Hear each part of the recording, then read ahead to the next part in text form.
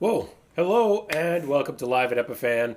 It is George and Dan once again uh, here in the studio, or are Yeah. we? Well, I'm here, but you're not. Is that, or am I here and you're not? I I'm don't not know. sure. It's hard to tell. It is hard to tell, and that's pretty much the topic of today's show. Is it's hard to tell because we're playing with chroma keying, and we're actually really excited about this one. This is a pretty fun topic, and you guys have seen us use chroma keying a fair bit in the past, and today we're doing it actually a little differently. So raise your hand in chat how many people guessed that neither one of us is actually in the studio. Let's see how many people managed to spot that. But that's what's actually happening. Neither one of us is in the studio. We're doing this all remote, which is kind of cool. But yeah, so we're going to explain some of that as well. I guess one of the big things would be, why would you even want to do this? Why? What's the point? Well, I think the most obvious suggestion is that it's actually just kind of fun and can be one of many ways that you can elevate the production value of your content, make it more engaging, and please your viewers. Yeah, exactly. And the reasons, I guess, yeah, the good reasons beyond fun would be things like you can create a more immersive environment, I suppose. Your presentation can be more immersive. You can have maybe a more coherent appearance. If you're keying things, that's a controlled variable instead of maybe uncontrolled variables. And the fun part, the magic part. That's probably the biggest one, I think, for me, is to use it for fun. Um, I'd so, also add that it's like sometimes an opportunity to communicate more visual information. You think about the probably one of the most common uses of chroma key that we see day to day is when you see the weather report on the news and how they do that by yeah, integrating graphics in real time to communicate information. So chroma key a great way to do that. yeah, exactly. And I have a lot of respect for the people who do that because they're standing in front of that key, pretending they're looking at a map, pointing things to a map, and they're really just referencing their own kind of confidence monitor, but they get it right almost every time. I mean, you got to practice that to really, because my lefts and rights are all messed up right now. I'm moving my hands in and out of frame, and people are yelling at me about it, and it takes a while to get used to dealing with that. And you guys, our viewers, have seen us do this quite a bit. We've had some fun usually on our special episodes, things like our Christmas show, where Cameron and I were pretending to be in a Is that the virtual. Tonight Show? That's a nice desk you got there, Exactly. George. Yeah, we decided to do a virtual Tonight Show, and again, we were able to do that with keying, and we got pretty creative with that one, in terms of even the chairs we were sitting in were keyed out and stuff like that. And that's really where I guess some of the things we wanted to discuss today with the magic of it is playing with those tools. Um, so I guess from a tools perspective, what do we need to achieve this? Well, I think you need a lot of the same things that you usually need. You need a camera. You probably need some lights. I'd say lighting is even more important than usual because you're not going to get a good result with your chroma key if your lighting is off. Yeah. You obviously need some kind of chroma key background that you can put behind you, whether that's a green screen or a blue screen or some other consistent color. In fact, it could be any color as long as that color is not really present in the items that you don't want to key out. Right. So I think that's a big reason why green, sort of this lime green color is so common as a chroma key is because, it's not the most common color for clothing. Right. So it becomes a lot easier to key out. And it's also on the sort of the opposite end of the color spectrum from a lot of skin tones as well. Yeah, absolutely. I mean, in Hollywood, blue screen is very, very common, but those are in places where they can strictly control the set deck as well as wardrobe and stuff like that. Whereas for the rest of us, you know, people wear blue shirts all the time, so using blue for that is probably not really the best. So green screen, you need a green screen. To make a green screen really work well enough, it needs to be evenly lit, and that's where the lighting magic comes into play. Because if you have shadows, it changes the color, and you're trying to key out a single flat tone essentially. And if you have uneven lighting, it's just not going to work. Yeah, or if you have a hot spot or a shadow. The other thing that you'll sometimes see is wrinkles in a green screen. If you're using a cloth green screen, that actually creates a lot of variation. Yeah, I know you're dealing with a couple wrinkles there, George. But what you can actually do is just use a steamer or an iron to really work those wrinkles out of your green screen in advance, and you'll get a much better result.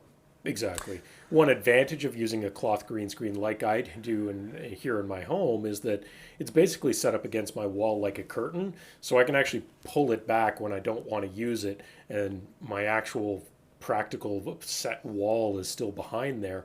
So, I mean, there's some advantages to using cloth in that way. The downside being, yeah, you get wrinkles sometimes. You need to make sure that they're not negatively impacting the keying effect.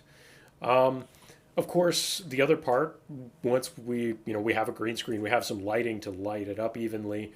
We have to decide, what we're going to put in place of what we're keying out. So, virtual sets is probably one of the most popular ways of doing it, I suppose.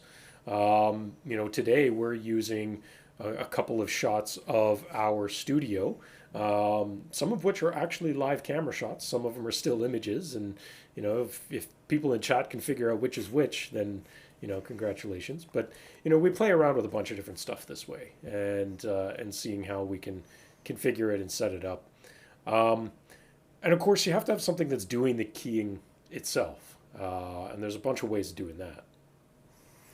Yeah, so I mean, we're obviously using the Epiphan Pearl-2 system to do our keying, but even if you're using software like OBS, I know there's some plugins that you can use, or whether you're using something like Wirecast or vMix, pretty much any option you choose as far as production software is going to have some chroma key options in there for you. Yeah. I think it usually comes down to how easy it is to use those tools. I personally find the OBS ones really annoying to use. They're not very intuitive, so they're less than ideal. In the contrast, I would say the way we have it set up in Pearl 2 is very easy to use, but is also very basic. So there's some trade-offs there. Again, some other tools like OBS has a ton of different stuff it can do to tweak it, but it's really not user friendly at all. Similarly, I've played with some of the tools in more traditional broadcast oriented things like some of the Blackmagic products.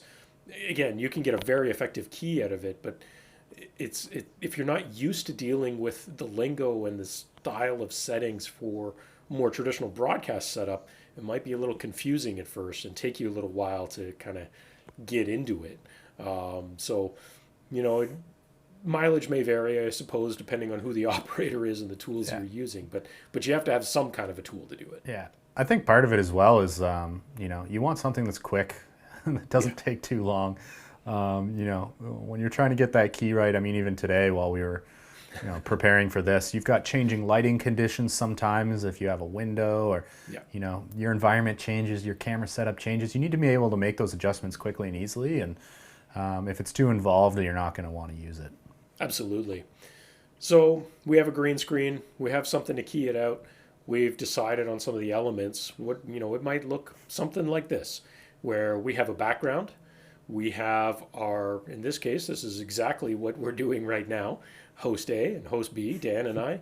And then we also have another image as a foreground layer on top. So there's actually all of these layers happening right now. And then, Dan and I both have green behind us that's being keyed out to blend us into that.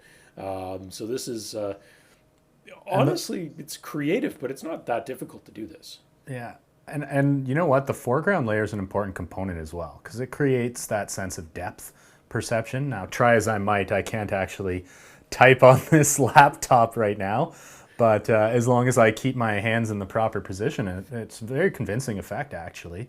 Yeah. And each of those layers can be live or moving as well. So use your creativity. You put some motion in the background, you'd be surprised. You can you can pull it off quite convincingly. I think the other thing that you want to keep in mind when you're setting up your chroma key effect is that the focal length of your lens is going to play a factor as well. Yeah. So George and I are both on a very similar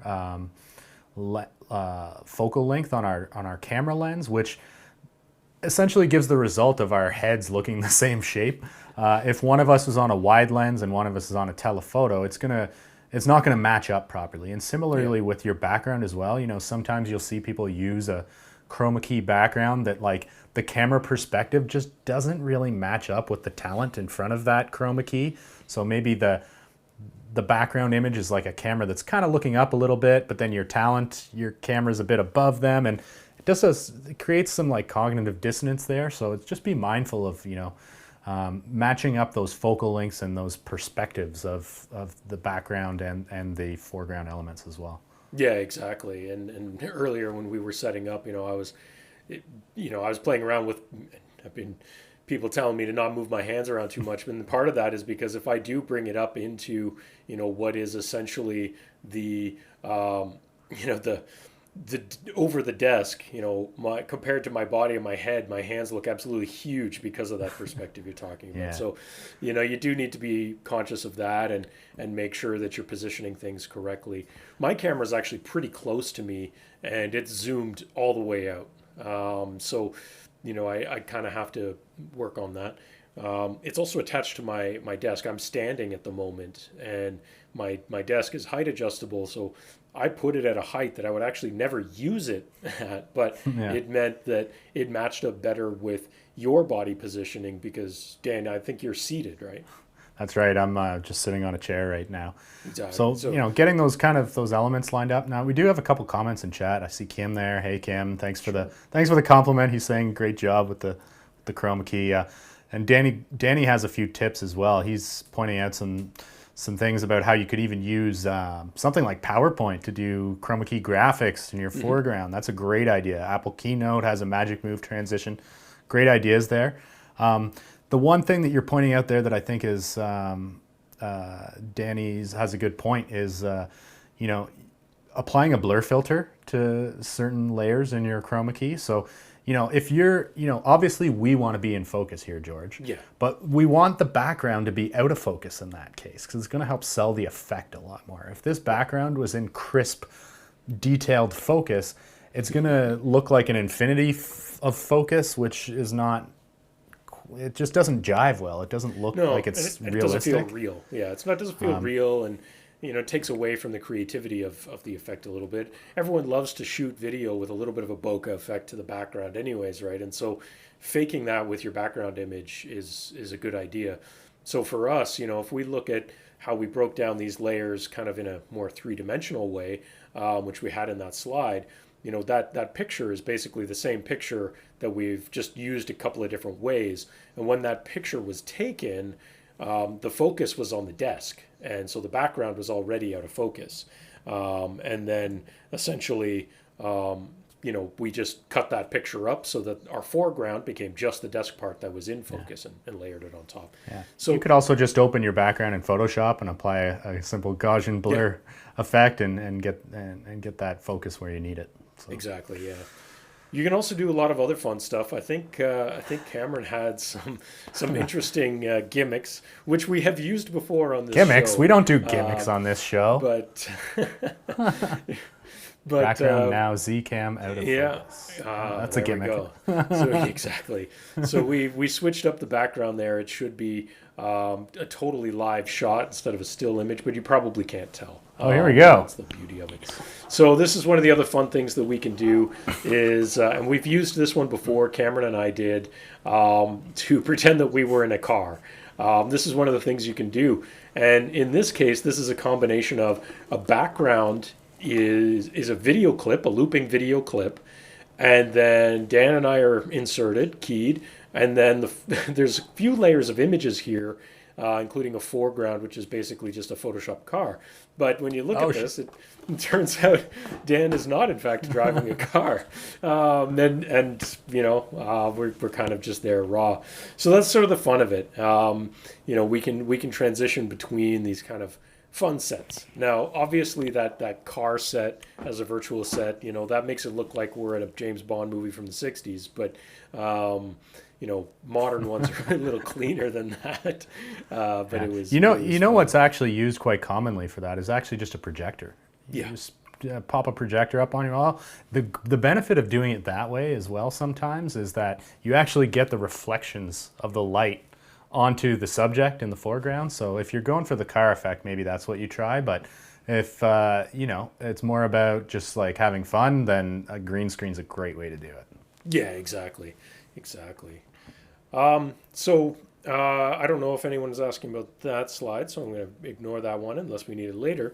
But maybe let's kind of walk people through step by step on exactly how this would work. So I'm actually going to let Cameron, who's invisibly hiding in the background right now, take you behind the curtain of our production and show you exactly what some of the layouts in Pearl 2 looked like to do that car effect. Oh, I didn't realize it was an Aston Martin. Nice ride. That's great. Yeah. So we're gonna bring that up here in a second, so that you guys can see that with us here. Um, Cameron's trying to run the show and gonna do this demonstration at the same time, so it's gonna be a good Yeah, we'll time just give for him a him. minute here. I see him. He's just cropping out the layout, so we can. Yeah, He's going to give us a peek behind the scenes into his experience. But you've tried the chroma key on Pearl a bunch of times. Oh yeah. Do you have any tips on getting that chroma key to work nicely? I mean, for me, the biggest thing that I've found, some of our longtime viewers may remember our old studio, and where we first started doing this show from. That studio, we had a white desk, which was fine when we were doing practical sets. But as soon as we started doing chroma keying, the lighting of the green screen would reflect the color off the desk. And it Good was point. near impossible to tune the key in such a way and adjust it in such a way that the green screen looked keyed out properly and cleanly and not also end up with weird, blurry, missing chunks of the desk. Which is why when we rebuilt and did the second studio, we went again for the same reason. Made sure all the furniture was as far away from green as it could possibly be, Yeah. and as well as white, so far away from white, so it wasn't And reflective. non-reflective as well. If you have Exactly. reflective items in your a set, problem. they're going to reflect that green screen. Yeah. We did have a point from Danny as well. He's noticing that like you have a little bit of green fringing around your beard and your hair there, George. Yep. Can we? What would we do to solve that? Well, part of that is that the distance between me and the green screen behind me, I'm touching it right now with my hand. It's really not far. My arm's not fully extended. Because of that, I'm not in a very large room. And so the positioning of my lighting doesn't give me a ton of options. And the distance from me to the green screen is somewhat limited. So again, it means that when you have a lot of rough edges, as I tend to have, both personality and physically, then it makes it really, really difficult. Beards are really the enemy, and George number two always gives me trouble on that when we're trying to do production shoots against a green screen because its hair is really difficult. And of course, I have a little bit of gray in there, which is also reflective and picks up other colors. So it kind of works against you in a lot of ways. It definitely ultimately would be way better for someone with zero gray hair and no facial hair to be against a green screen. I'm just a natural kind of guy, so that's what I got. So Cameron's playing with the layouts now here. You guys should be able to see that share up. And essentially, he's going to build one from scratch. So he's going to throw in, he's going to loop in here just to kind of play with things. So he has my SRT feed, which hopefully all of our viewers are aware now that we're doing all of this production remotely over SRT. So Dan has his SRT stream, I have mine. Cameron receives both at the Pearl 2. And so he selects my SRT input at this point. And now he's just adjusting the key. Now this is going to look a little bit laggy for some of you, and there's partially just layers of screen sharing things. But one of the things you'll notice is that in my full wide shot, because I pulled my camera back all the way, which I don't normally do, my shot's actually wider than my green screen. So Cameron first really needs to work on cropping out the extreme far edges, which if I do this is going to go out of frame, but the extreme far edges of where my bare wall is, and crop it into just where the green screen is. Yeah, and it's really not a big deal. Like, it's kind of the advantage. As long as your subject is within the bounds of the screen, everything else doesn't really matter because you're just cropping it out. Exactly. And it actually makes keying easier, because if you are suffering with any slightly uneven light, which I do have on my green screen, cropping it down so that you're minimizing how much you actually have to key out makes a huge difference.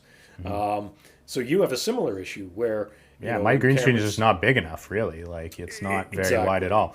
So, I mean, the downside is that I have to really, I can't move left to right too much, or I'll get cut off. But you know, as long as I'm within that boundary, it should be all good.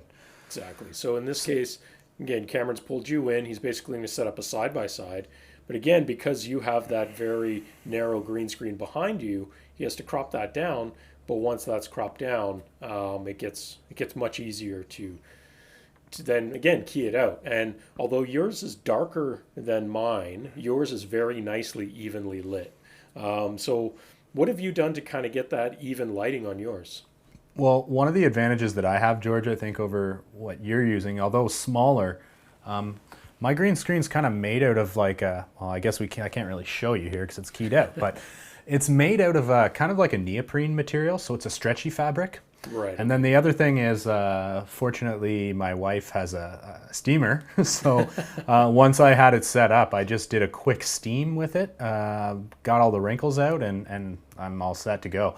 Now, this one does kind of fold up and put it away, and you know, if you pop it out after being folded up, you might want to steam it again or iron it or what have you. But if you check on Amazon for like folding green screen, I think this thing's like $100 or something like that. It's not very expensive, and it actually is quite convenient because it can fold up into a very easy to travel with little bag that you can just carry it around.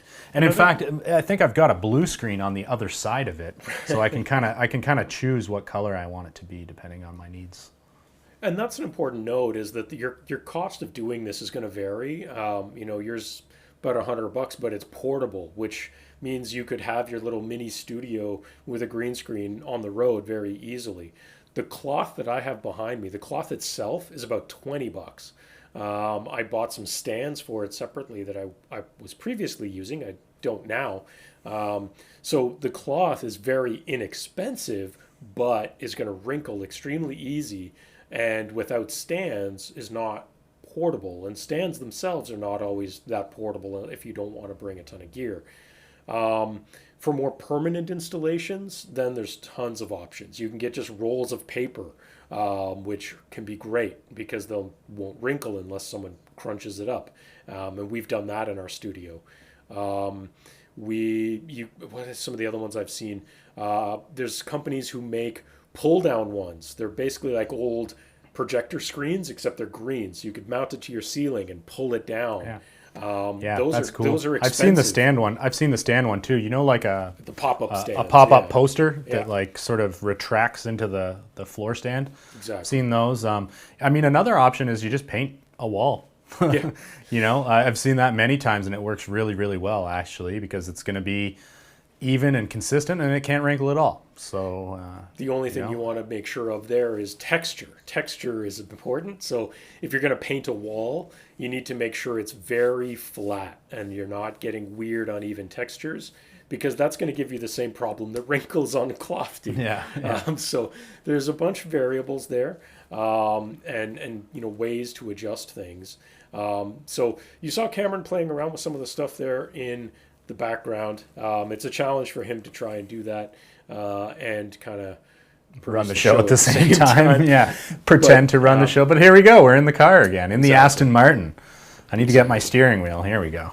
Yeah. All right. Now, and we can, I think another thing, Marta kind of pointed it out before, but you can kind of have your talent sort of sell the effect as well. And, right now I'm using a steering wheel to do that, but we could kind of do a little bit of the side to side sort of thing, or tap the brakes. The other thing that I was doing is just kind of looking over at your position as though you were actually there. Exactly, yeah. And that's where I was thinking about doing that, but I keep messing up my left and rights on that. So it's been a tougher part to figure out. Where is Dan when I look? And it's actually the opposite of what I naturally doing when I'm looking at my confidence monitor of the stream. So it's a bit odd, but again, those are things you can practice and get used to. Another example of where shooting this, it's not really, this is a little off script, but some of you may have seen our video we produced a number of months ago, pre-pandemic, that was all about using pearls within education. And in that case, we shot me against a green screen, and then we used that, keyed out the green screen, and overlaid me onto a fully fake digital three-dimensional background in post-processing. So that can, not only can you play with keying live, which is fun, but can also give you a lot of tools, strength, and power in your post as well, where you can just kind of mess around with things. Yeah, exactly. So, fix it in post. I mean, why not? The other thing you can do, and maybe I'll just point this out now, is, you can key upstream or downstream. So like right now we've got Cameron doing the keying, but we could also, George, if we preferred, and depending on the layouts we want to use, we could do our key ourselves locally, and then send that keyed feed out to Cameron, so he doesn't have to do the work. So a lot of options of like where in your signal processing pipeline where you put that key in your workflow. You do have some options there as well. More often than not, we actually are doing it ourselves, just to try and minimize and make it easier for us to control ourselves should something change, where with doing it at this point in the middle step with Cameron doing it, it makes it more of a challenge.